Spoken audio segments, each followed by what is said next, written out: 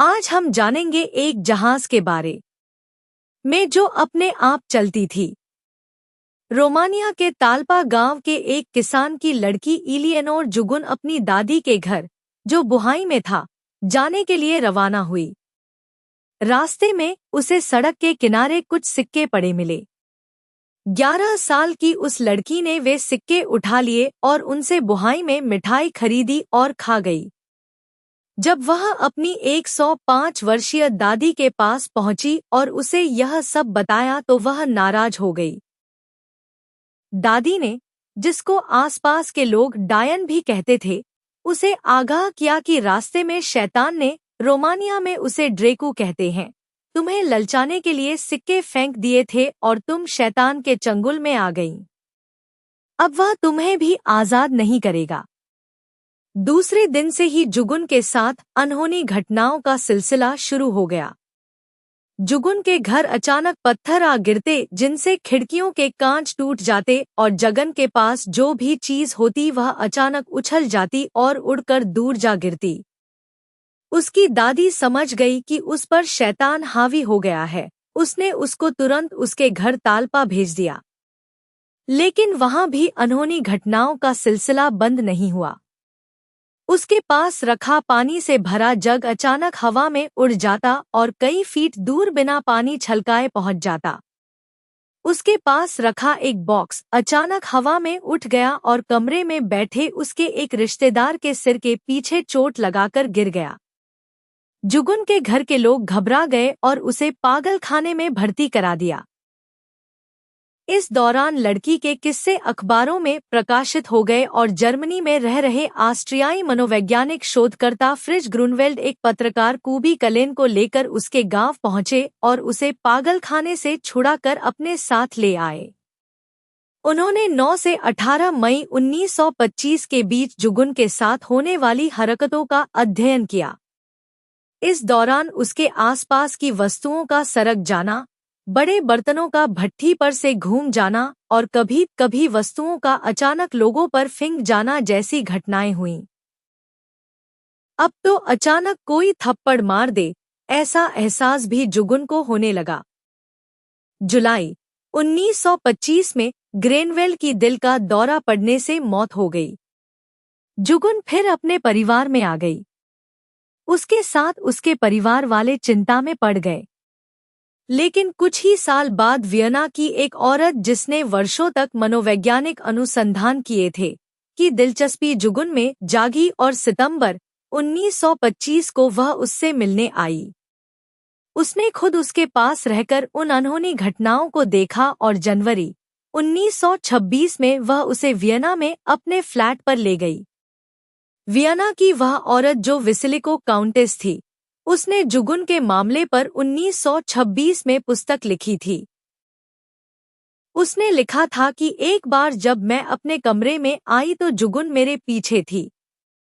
मैंने अचानक देखा कि खिड़की में से कोई छाया धीरे धीरे सरक कर अंदर आ रही है। फिर मैंने किसी के गिरने की आवाज सुनी। मैंने देखा कि कमरे में एक छोटा सा बॉक्स पड़ा है जिसमें पादरियों के पहनने के टोप भरे हैं। उन्हीं में से कुछ टोप बाहर भी बिखरे पड़े थे, लेकिन मुझे नहीं पता कि वह आए कहां से थे। ऐसे ही एक समय जब जुगुन अपने हाथ में बिल्ली लिए किताबों की अलमारी के पास खड़ी थी तो मैंने देखा कि उसको पीछे से घेरे हरे रंग की छाया निकलकर हमारी टेबल पर गिर रही है। वहां मुझे टीन बॉक्स दिखाई दिया। मुझे ध्यान आया कि वह तो कमरे में दूसरी तरफ पड़ा था। म्यूनिक के डॉक्टर हंस रोजेनबुश ने जुगुन की जांच पड़ताल की। उसने बाद में दावा किया कि लड़की झूठी है और वह जो कुछ करती है वह काउंटेस की मदद से करती है। इससे वियना में हंगामा हो गया। एक अन्य डॉक्टर हेरी प्राइस ने भी जांच पड़ताल की और उसने कहा कि इन अनहोनी घटनाओं का सिलसिला तब भी जारी रहा जब काउंटेस मौजूद नहीं थी और जुगुन को बंद कमरे में रखा गया था। इस पर वियना के कई प्रमुख वैज्ञानिक और डॉक्टर उसकी जांच पड़ताल में जुटे और उन्होंने माना कि जुगुन की उपस्थिति में ही अनहोनी घटनाएं होती हैं। काउंटेस ने रोजेनबुश पर मानहानि का मुकदमा किया। हालांकि वह तकनीकी कारणों से खारिज हो गया। यह विवाद शायद आगे भी चलता, लेकिन 1927 के 14वें जन्मदिन के बाद जब उसे पहली माहवारी हुई तो इन अनहोनी घटनाओं का सिलसिला बंद हो गया। इसके बाद वह रोमानिया में हेयर ड्रेसर का काम करने लगी और उसके साथ कई अनहोनी घटनाओं के किस्से वर्षों तक लोगों में चर्चा का विषय बने रहे। अमेरिका में प्रेतों से अभिशप्त कई मकान हैं, जहां लोग प्रेतों के भय से रहना ही नहीं चाहते। ऐसे प्रेतों से अभिशप्त न जाने कितने मकान आज भी खाली पड़े हैं। ऐसा ही एक मकान है जिसे 18वीं सदी में वर्जीनिया के एक व्यक्ति ने बनाया था। कई वर्षों तक उस भव्य मकान में लोग चैन से जीवन बिता रहे थे, लेकिन एक रात उनके जीवन में एक भयानक चीख ने अशांति पैदा कर दी। उस भयानक चीख से आतंकित होकर लोगों ने उस मकान को खाली कर दिया। फिर धीरे धीरे वह भव्य मकान खंडहर में तब्दील होने लगा। 40 वर्ष पूर्व इस भव्य मकान की मरम्मत कराई गई और फिर उसमें लोगों ने रहने का साहस किया। लेकिन जैसे ही उन्होंने उस मकान के भीतर कदम रखा, एक महिला की भयानक चीख ने उनके दिल को दहला दिया। इसके बाद तो हृदय विदारक चीखें, भारी भारी कदमों की आहटें और तरह तरह की आवाजें आने का सिलसिला प्रारंभ हो गया। इतना ही नहीं, उस विशाल भवन में स्थित पुस्तकालय में टंगी एक बड़ी तस्वीर ने अपने आप रंग बदल लिए।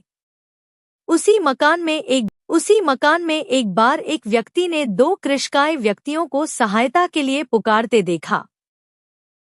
उसका कहना था कि दोनों व्यक्ति प्रेत थे जो उसी विशाल भवन में निवास करते हैं।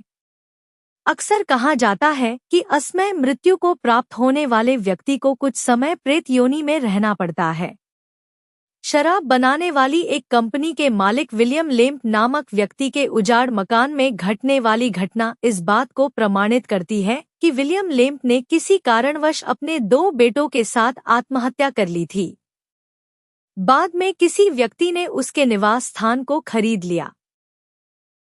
जब उसने उस मकान की मरम्मत करवानी शुरू की तो मकान के सारे दरवाजे अपने आप बंद हो जाया करते थे।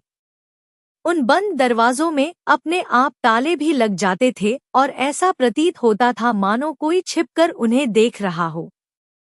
अमेरिका के ही एक अन्य मकान में सीढ़ियों पर निवास करने वाला प्रेत किसी को सताता नहीं है। वह किसी दयालु व्यक्ति का प्रेत लगता है।